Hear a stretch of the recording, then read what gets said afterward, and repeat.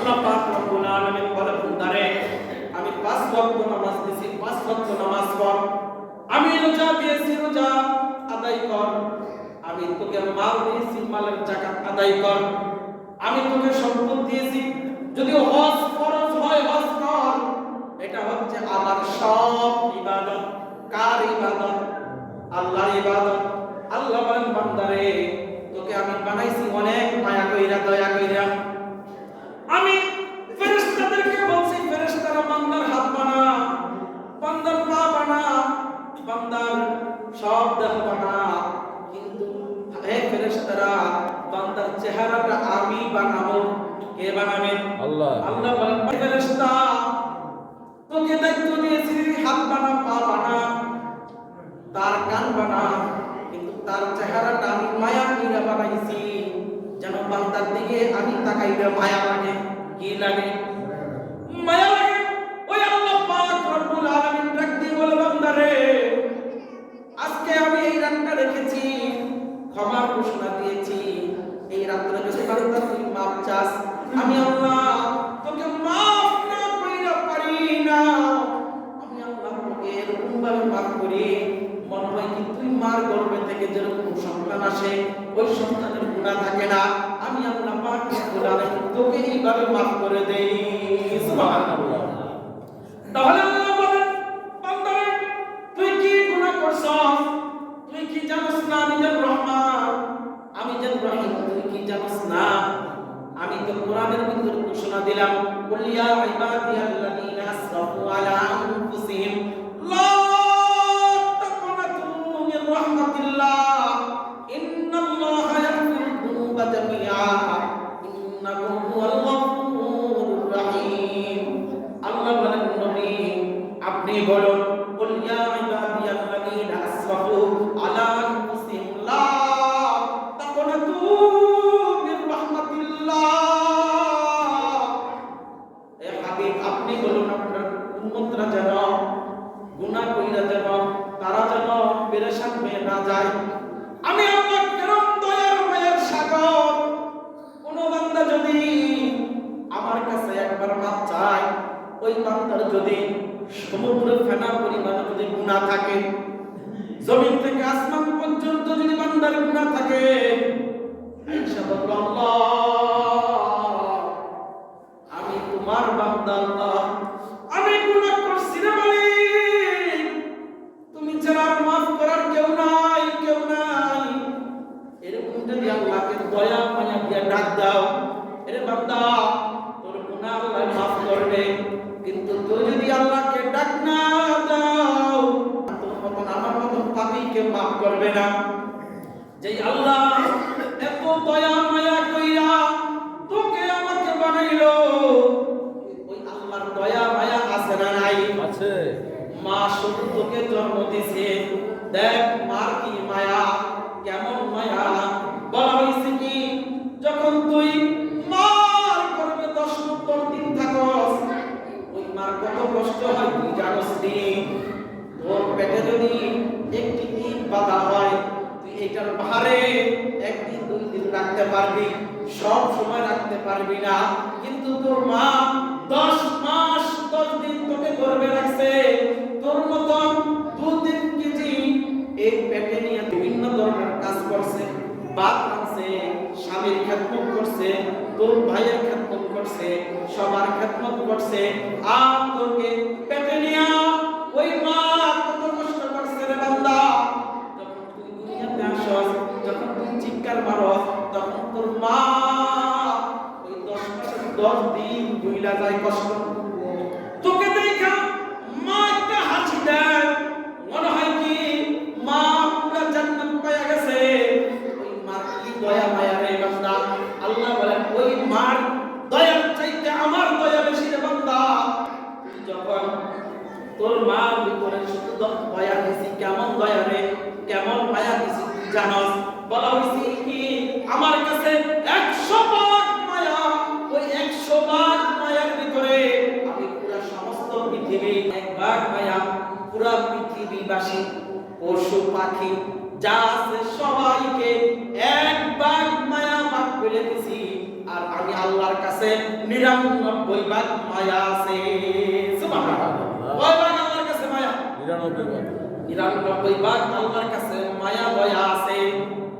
আর আমার মায়ের কাছে শুধু সামান্য কিছু মায়া, 1 ভাগের কিছু সামান্য মায়া আছে। ওই মায়াটা কিন্তু ভাগ হয়। স্বামীর জন্য মায়া, ভাই বোনের জন্য মায়া, সন্তানের জন্য মায়া, বাবার জন্য মায়া, মার জন্য মায়া। এক মায়া দিয়া কত মায়া দেখাইতেছে। আর আমার আল্লাহর কাছে কয় ভাগ মায়া? 99 ভাগ মায়া। আর পৃথিবী সকল পশু পাখি মানুষ জিন ইনসানের ভিতর কয় ভাগ মায়া? 1 ভাগ মায়া। আর আল্লাহ বলেন তোর মা সামান্য হালকা কিছু মায়া পায়া তুই 10 মাস 10 দিন গর্ভে ছিলি, যখন দুনিয়াতে আসছ তোর মা সব কষ্ট ভুলে গেছে। আর যখন তুই প্রস্রাব করে দিতি তোর মা প্রস্রাব করে পরিষ্কার করত, এটা কিন্তু তোর মার মায়া। আবার যখন তুই শীতকালে মা যখন ঘুমাইতো ডান পাশে তোকে রাখতো, তুই ডান পাশে প্রস্রাব করে দিছ, মা ঘুম ভাঙা গেছে, মা আবার তোকে বাম পাশে আনলো, বাম পাশে যখন তুই প্রস্রাব করে দিছ মারও ঘুম ভাঙা গেছে, কিন্তু বাবা পাশে শুয়ে আছে, বাবার ঘুম ভাঙে না। এরকম আছে না নাই? বাবার কিন্তু ঘুম ভাঙে না, মার কিন্তু ঘুম ভাঙা গেছে। মা আবার কি করবে? হাই হাই ডানও প্রস্রাব করে দিছস, বামেও প্রস্রাব করে দিছস, এখন মার জায়গাটা শুকনা, মা তোকে শুকনা জায়গায় রাখা, মা তো প্রস্রাব জায়গায় শুয়ে দিছে পবিত্র জায়গা, মার শুকনা জায়গা যখন আবার প্রস্রাব করে দিছ, মা দেখে ডান পাশেও নাই বাম পাশেও নাই, মার জায়গাও শুকনা নাই, সব ভিজা। মা কি করছে রে বান্দা? এটাই তার মায়া। মা তোকে আবার বুকে জড়াইয়া রাইখা দিছে। আর আমার বাচ্চার যেন ঠান্ডা না লাগে, কি না লাগে? যদি প্রস্রাব জায়গায় শুই তাহলে ঠান্ডা লাগবে। আল্লাহ পাক রব্বুল আলামিন বলে বান্দারে তোর মাকে সামান্য একটু মায়া দিলাম, তোর মা এই মায়ার কারণে তোকে ঠান্ডা লাগতে দেয় না। আমি আল্লাহ পাক রব্বুল আলামিন কত মায়া, কত মায়া, 99 ভাগ মায়া আমার কাছে আছে। এরে বান্দা আমি সামান্য হায়াত দিছি, এই হায়াতের ভিতরে আর কিছু রাত রাখছি, এই রাতের ভিতরে যদি তুই দোয়া করস আমি আল্লাহ পাক রব্বুল আলামিন খুশি হইয়া তোকে maaf করে দেই। সুবহানাল্লাহ। আল্লাহ বলেন বান্দারে তোর মার কি মায়া, তুই মাকে 40 বছর পর্যন্ত না রাখছ না, মাকে খাওয়াস না, 60 বছর পর্যন্ত তুই তোর মাকে খাওয়াস না, মাকে ডাকস না, গভীর রাত্রে আইসা যদি বলস মা, বলেন তো 60 বছর 70 বছরের যে রাগ গোসা একবার যদি মা বইলা ডাক দেয়, মা কি ওই রাগ গোসা থাকবে নাকি? থাকবে না। মা ওই রাগ গোসা থাকবে না। মা সঙ্গে সঙ্গে দরজা খুলে বলে মোটা আসো আয় আমার বুকে আয়, এরকম বলে কিনা? আমার আল্লাহ বলে বান্দারে তুই 60 বছর পর্যন্ত আমাকে ডাকস না, আজকে আইসা ডাক দে, তোর মা খুশি হইয়া তোর উপর রাগ গোসা বইলা যায়। আমি আল্লাহ, যে আল্লাহ তোকে সৃষ্টি করেছি ওই আল্লাহ তোকে এরকম ভাবে maaf করি, মনে হয় কি মার গর্ভ থেকে তুই আসছস, আমি তোকে এরকম ভাবে maaf করে দেই। সুবহানাল্লাহ। তাহলে বলো তো মার মায়া বেশি না আল্লাহর মায়া বেশি? আল্লাহর মায়া বেশি। ওই মার একটু মায়া তোকে maaf কইরা দেয়, আর যদি আল্লাহর কাছে একটু maaf চাস আল্লাহ maaf করবে কিনা? ইনশাআল্লাহ করবে না। তাহলে আল্লাহর কাছে maaf চাইতে হবে। কি চাইতে হবে? maaf চাইতে হবে। আল্লাহর মায়া আছে দেখাই কাফেরদেরকে খাওয়ায়, আল্লাহর মায়া আছে দেখাই নাফরমানদেরকে খাওয়ায়, আল্লাহর মায়া আছে দেখাই বেনামাজিকে খাওয়ায়, আল্লাহর মায়া আছে দেখাই সুদখোরকে খাওয়ায়, আল্লাহর মায়া আছে দেখাই তো জিনাখোরকে খাওয়ায়, আল্লাহর মায়া আছে দেখাই তো মদখোরকে খাওয়ায়, আল্লাহর মায়া আছে দেখাই তো বিভিন্ন ধরনের বিতর্মীদেরকে খাওয়ায়। ঠিক কিনা?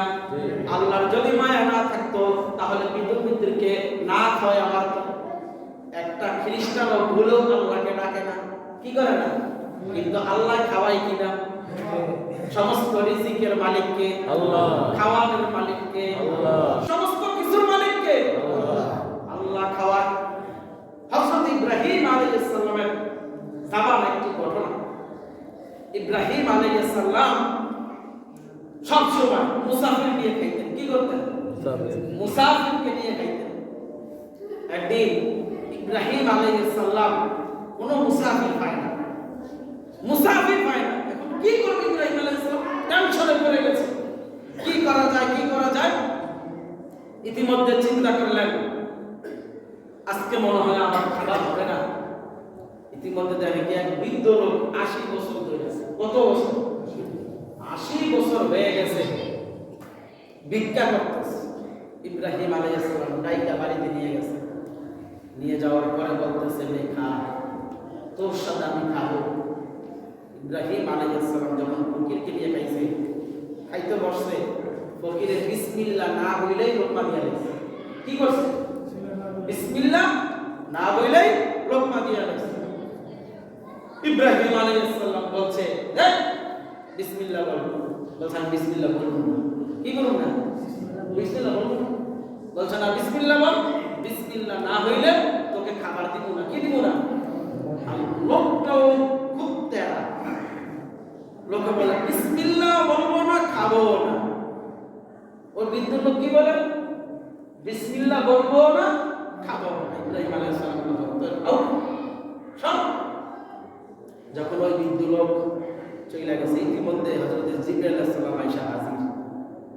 বলছে, খলিলুল্লাহ, আপনি তো আল্লাহর বন্ধু। বলছে, হ্যাঁ। আপনি তো মুসাফির ছাড়া খান না, কিন্তু ওই বৃদ্ধ লোক তো আপনার দরবার আয়েশা না খেয়ে চলে যেতেছে,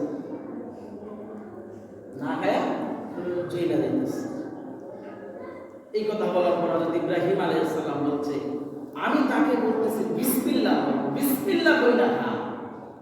কিন্তু ওই বলতেছে বিসমিল্লাহ বলবো না, খাবো না।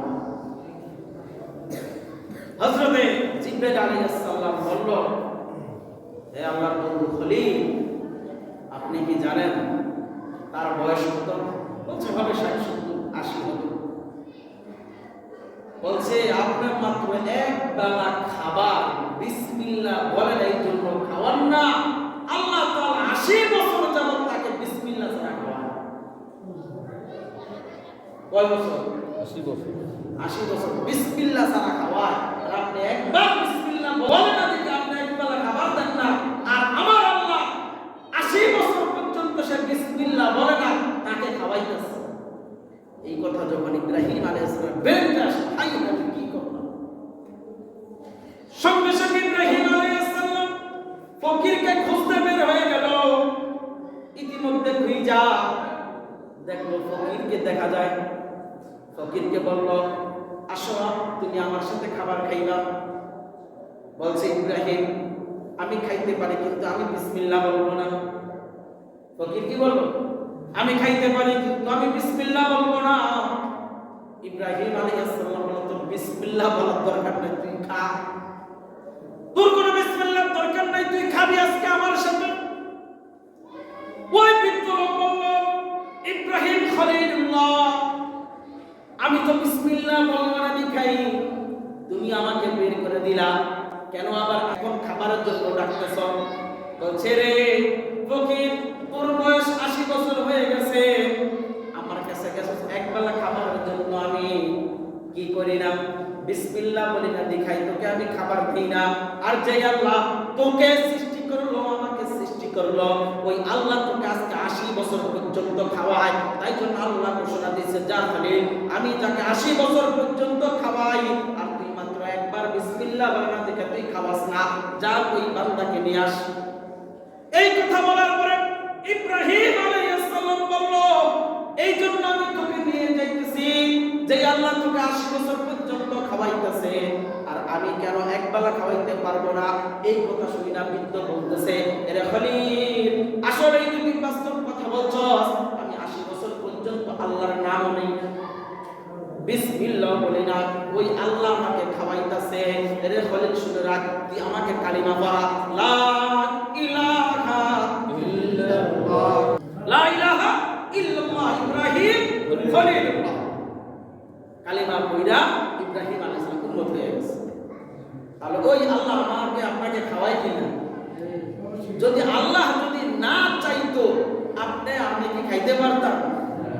তাহলে কাফেরদেরকে খাওয়ায় কে? আল্লাহ। খ্রিস্টানদেরকে খাওয়ায় কে? আল্লাহ। ইহুদিদেরকে খাওয়ায় কে? ওই আল্লাহ যদি চায় আমার নাম না বললে তোদেরকে খাওয়াবো না, তাহলে একটা লোকমাও খাইতে পারবে না, ঠিক কিনা? আল্লাহ পাক রব্বুল আলামিন এই রাত্রে অসংখ্য বান্দাদেরকে মাফ করবেন, কিন্তু কিছু বান্দাদেরকে এই রাত্রে মাফ করবেন না। তওবা না করলে মাফ করবেন না। কি না করলে? তওবা না করলে মাফ করবেন না। আল্লাহ বলেন ইয়া আইয়ুহাল্লাযীনা আমানু তুবু ইলাল্লাহি তাওবাতান নাসুহা। আল্লাহ বলেন বান্দারে তুই তওবা কর, আমি তোকে মাফ করব। কে বলেন? কে বলেন? আল্লাহ। আল্লাহ বলেন বান্দারে তুই আমার কাছে তওবা কর। কেন তওবা করবি? যেই তওবা করলে ভাঙবে না। যেই গুনাহ করছ এই গুনার উপরে তওবা করবি, এই গুনার উপরে মাপ চাবি, বলবি আল্লাহ ভবিষ্যতে আর এরকম গুনাহ করব না, এই গুনাহ নিয়ে আমি লজ্জিত, আমি এই গুনাহ আর ভবিষ্যতে করব না, আর কাউকে করতে দিব না। এরকম যদি তওবা করতে পারো বান্দা, তাহলে আল্লাহ তাআলা এই রাত্রে আমাকে তোমাকে মাফ করবে। কি করবে? মাফ করবে। মাফ করবে। কিন্তু 9 শ্রেণীর লোককে আল্লাহ তাআলা মাফ করবেন না। কয় শ্রেণীর? 1 নাম্বার মুশরিক। 1 নাম্বার কি? মুশরিক। আল্লাহর সাথে শিরক করা, আল্লাহর সাথে কাউকে অংশীদার করা। তাহলে আমাদের ভিতর কিছু মানুষ আছে আল্লাহর সাথে অংশীদার করে না ডাইরেক্ট, কিন্তু কিছু কিছু কাজে করে, কিছু কিছু কাজে করে। এরকম ছোট কয়েকটা एग्जांपल দিই। আকাশে বৃষ্টি আছে, কি আছে? বৃষ্টি। আমরা বলি বৃষ্টি আসবে, আমরা বলি কি? বৃষ্টি আসবে। আজকে বৃষ্টি আসবে। আসবে। এই কথাটার ভিতরে একটু ফ্রি শেয়ার লুকাই। আপনি কি জানেন আজকে বৃষ্টি আসবে না? হ্যাঁ, কথাটা হবে কি আজকে বৃষ্টি আসতে পারে। আল্লাহ যদি চায় আজকে বৃষ্টি আসতে পারে। আসতে পারে। আল্লাহর ইবাদত ছাড়া অন্য মানুষের ইবাদত করা এটার নামই শিরক। এটার নামই কি? শিরক। শিরক। আল্লাহর সমকক্ষ কেউ আছে নাকি? আছে? আল্লাহর সমকক্ষ কেউ নাই। আল্লাহ এক। আল্লাহ কি? এক। কুল হুয়াল্লাহু আহাদ। আল্লাহ কয়জন? একজন। অন্য আল্লাহ আছে নাকি? না। আল্লাহ যদি দুইজন থাকতো তাহলে আল্লাহ আল্লাহর ভিতরে মারামারি হইতো। এক আল্লাহ বলতো 1500 বছর ধরে সূর্য উঠছে পূর্ব দিকে, আজকে উঠবে পশ্চিম দিকে। একটা মারামারি হইতো না? হইতো নি? বলতো না আজকে বাংলা করে খাওয়াইছি গরুর গোস, তোর নিয়মে চলছে, আজকে আমার নিয়ম উল্টা। কি বাদটা সব বাদ, শুধু ডাইল আর নাই। এরকম ঝগড়া হইতো কি? হতো। তাহলে আল্লাহর সমকক্ষ কেউ নাই। কি নাই? আল্লাহর সমকক্ষ কেউ নাই। আল্লাহ এক। কুল হুয়াল্লাহু আহাদ। আল্লাহ এক। আল্লাহ কি? আহারে আল্লাহ কি? এক। অদ্বিতীয়। আল্লাহর পাশে আর কাউকে বসানো যাবে না, ঠিক কি না? কিন্তু আমাদের সমাজে কত মুসলিম আছে, কত মানুষ আছে আল্লাহকে আল্লাহর উপরে নবীকে উঠায়, নবীর উপরে তার পীরকে উঠায়। আছে না নাই? কপাল পরা মুসলমান ইবাদত করে, ঠিক আছে, কিন্তু ইবাদত যদি গজবে ধরে এই ইবাদত দিয়ে জান্নাতে যাওয়া যাবে? যাওয়া যাবে? শিরক অনেক প্রকার শিরক। সময় নেই, সংক্ষেপে কিছু কাজ দিয়ে যাই। আমার পীর আমার পীরের জায়গা, আমার পীর পীরের জায়গা। আমার নবী আল্লাহর পরে নবী, নবীর পরে মা, নবীর পরে কি? মা। মা বাবা। পীর থাকলে তোমার মা পীর, পীর থাকলে তোমার বাবা পীর। তারপর ইসলাহের জন্য আমল নামাজ সংশোধনের জন্য একজন পীর ধরা হক্কানি পীর। কি পীর? না ডাইলে ডাইলে খিচুড়ি এরকম পীর নাকি? না। এই পীরও গেছে গজবে, তোমার আমলও গেছে গজবে। যেই পীরের সুন্নত আছে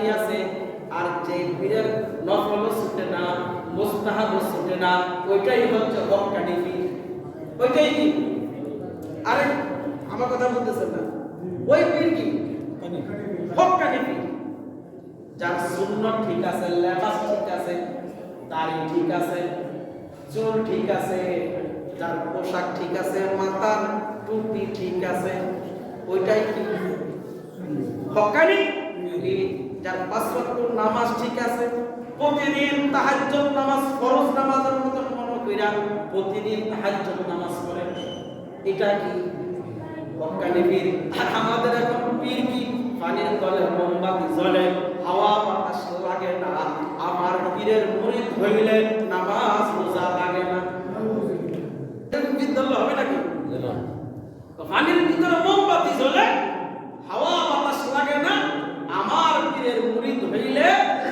নামাজ রোজা লাগে না নামাজ রোজা ছাড়া জান্নাতে যাওয়া যাবে নবীজি বলেন মিফতাহুল জান্নাতিস সালাত নামাজ বেহেশতের চাবি বলেন তো যেই শয়তান এই সঙ্গনা বানাইছে বলেন তোর ঈমান আছে নাকি নাই নাই যদি ওই ব্যক্তির ঈমান না থাকে তাহলে তুমি যদি ওই ব্যক্তির অনুসরণ করো তাহলে তোমার ঈমান থাকবে কিভাবে বলো হ্যাঁ তোমার ঈমান থাকবে কিভাবে বলো বলে আল্লাহর দান নবীর দিয়া আল্লাহ গেল গায়েব হইয়া নবীর দম খাজারে দিয়া নবীও গেল গায়েব হইয়া আল্লাহ গায়েব হয়ে গেছে নবীজিও কি হয়ে গেছে আমার কথা বুঝতেছেন না নবীও কি হয়ে গেছে গায়েব হয়ে গেছে আল্লাহ দম নবীরে দিছে আল্লাহ গায়েব হয়ে গেছে আবার নবীর দম দিছে করে খাজারে করে আল্লাহর দম নবীরে দিয়া আল্লাহ গেল গায়েব হইয়া নবীর দম খাজারে দিয়া নবীও গেল গায়েব হইয়া নবীর দম খাজাই পাইয়া খাজাই হলো আজমিরে কেউ ফিরে না খালি হাতে বাবা তোমার দরবারে নাউজুবিল্লাহ ঠিক কি না কথা এটা কি বলেন তো যে এটা মনে বিশ্বাস করবে বলেন তো তার কি ঈমান আছে ডাইরেক্ট শিরক এটাই বলতেছি আল্লাহ যখন বলছে এই রাত্রে শিরিক যারা শিরিক করবে তারা এই রাত্রে ক্ষমা পাবে না তওবা করা পর্যন্ত ক্ষমা পাবে না এই ভণ্ডামি সব বাদ দিতে হবে যদি এগুলা জায়েজ হইতো তোমরাও করো জান্নাতে যাওয়ার জন্য আমরাও এই ইমামতি করে জান্নাতে যাওয়ার জন্য তাহলে তোমার আগে কিন্তু আমরা করতাম ঠিক কিনা তুমি ওই ডোল তবলা নাচানাচি করো তোমার আগে কিন্তু যদি জায়েজ থাকতো তোমার আগে আমরা করতাম আমরা গিয়ে বলতাম পানির তলে মোমবাতি জ্বলে হাওয়া বাতাস লাগে না বন্ধ বাবার মুরিদ হইলে নামাজ রোজা লাগে না এমনি আমরা বলতাম এগুলা কি করা যাবে সমাজের ভিতরে এগুলা চলা যাবে এগুলা করা যাবে না বাবা আল্লাহ রাসূল বলেন কুল্লু বিদআতিন দালালা ওয়া কুল্লু দালালাতিন ফিন্নার এক একটা বেদাত গোমরাহি এক একটা বেদাত তোমাকে জাহান্নামে নেওয়ার জন্য যথেষ্ট এক একটা বেদাত তোমাকে জাহান্নামে নেওয়ার জন্য কি আমল করেন বিশুদ্ধ আমল করেন নামাজ পড়েন রোজা রাখেন পাঁচটি বৃত্তি পালন করেন আর কোনো কিছু দরকার নাই সঠিকভাবে করেন হক হালাল মতন চলেন মিথ্যা ছাড়েন ইনশাআল্লাহ আপনি ওলি হয়ে মরবেন যদি মিথ্যা ছাড়েন আল্লাহ ওলি হয়ে মরবেন তাহলে দরকার কি এটা এই ঢোল তবলারে নাচানাচি দিলে যাই কিন্তু আমরা তাকে করতাম আমরা তো পারমিশন দিতাম যাও বেটা করবি আমিও আসতেছি কিন্তু আমি তুমি যাই না গিয়া কে বিড়ি খায় সারাদিন নামাজ পড়ে না তারা পীর ভাই আমাদের পিসা আজীব ব্যাপার হাই হাই তোমাদের মাথায় কি কুত্তায় প্রস্তাব করছে জ্ঞানটা নাই কেন এই জ্ঞানটা নাই কেন হাই হাই এটা তো না জায়েজ এটা তো করা যাবে না কেন আমরা করি আমরা কি সবাই জান্নাতে যাওয়ার আশা আছে না নাই আমাদের তো সবার থাকলে কেন এটা করো এটা যদি জায়েজ থাকতো আমরাই করতাম আগে এটা না জায়েজ তাই জন্য আমরা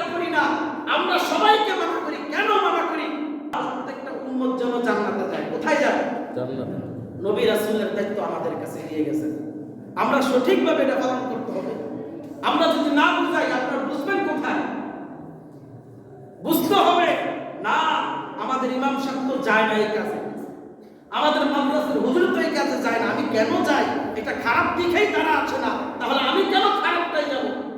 তুমি 5 ওয়াক্ত নামাজ পড়ো, তোমার এই ভণ্ডামির দরকার নাই, মিথ্যা বলার দরকার নাই, এগুলি করো, তাহলে আল্লাহ পাক রব্বুল আলামিন আপনাকে আমাকে মাফ করবেন।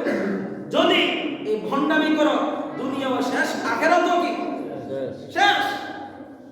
এগুলো করো না বাবা। আমি বুঝাই কেন?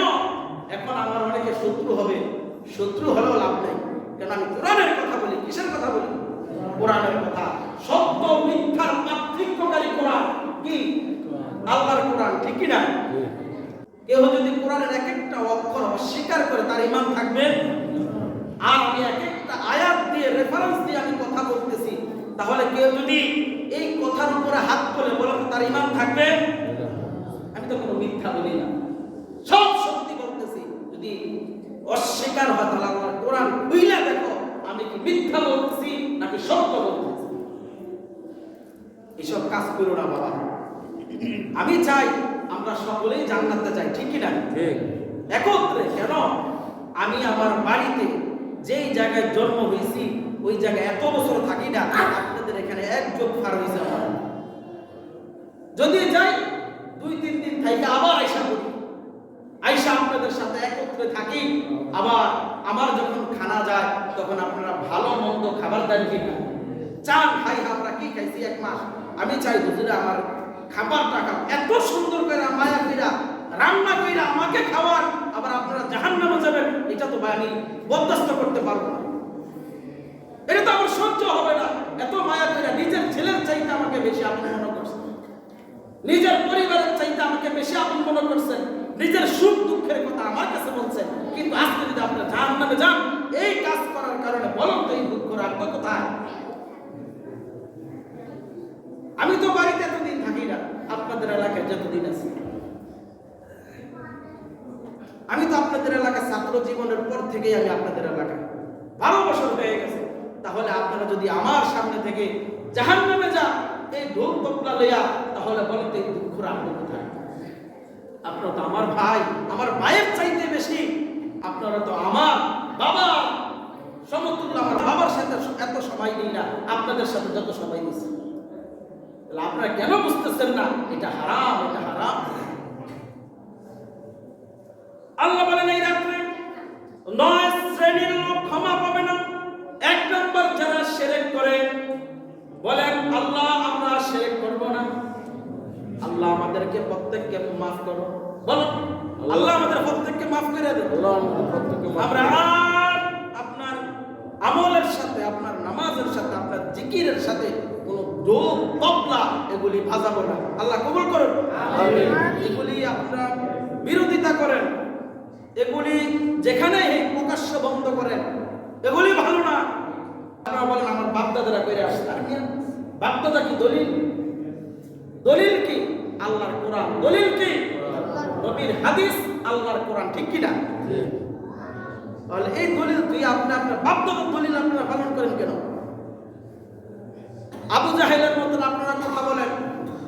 আবু জাহেলের বাপদাদার ধর্ম ছাড়ে না, নবীজির ধর্ম বাদ দিয়ে বাপদাদার ধর্ম পালন করছে। বলেন তো আবু জাহেল কি জান্নাতি না জাহান্নামী? জাহান্নামী।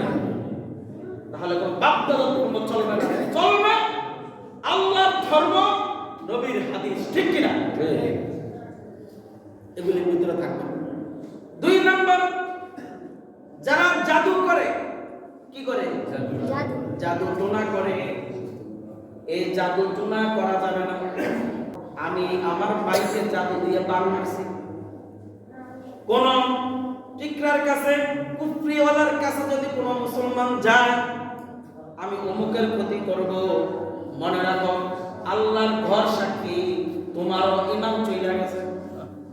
কি চলে গেছে? ইমাম। তাহলে কাউকে ব্ল্যাক ম্যাজিক করা যাবে না, জাদু করা যাবে না। কি করা যাবে না? জাদু করা যাবে না। খবরদার কারো ক্ষতি করা যাবে না। উপকার করতে পারি আর না পারি, ক্ষতি করব না। কি করব না? উপকার করতে পারি আর না পারি ক্ষতি করবো না। আল্লাহ আপনাকে ভালো চালাবে। আপনি এই কথাটা ফলো করেন, আমি উপকার করতে পারি আর না পারি কারো ক্ষতি করবো না। এইটার ভিতরে ইস্তেকামাত থাকেন, ইনশাআল্লাহ এটার ফল আপনি পাবেন। কারো ক্ষতি করা যাবে? কারো ক্ষতি করবে না, খবরদার বাবা। ইল্লাল্লাযীনা আমানু ওয়া আমিলুস সালিহাত ওয়া তাওয়াসাউ বিল হাক্কি ওয়া তাওয়াসাউ বিস সাবর। এটার ভিতরে আছে সৎ কাজের আদেশ, অসৎ কাজ থেকে মানুষকে বিরত রাখা। তাহলে কোন মানুষকে জাদু বান এগুলা করা যাইব? তুমি কিন্তু মুসলমান, তুমি কিন্তু ইমানদার, খবরদার এই কাজ করবে না, কখনো করবে না।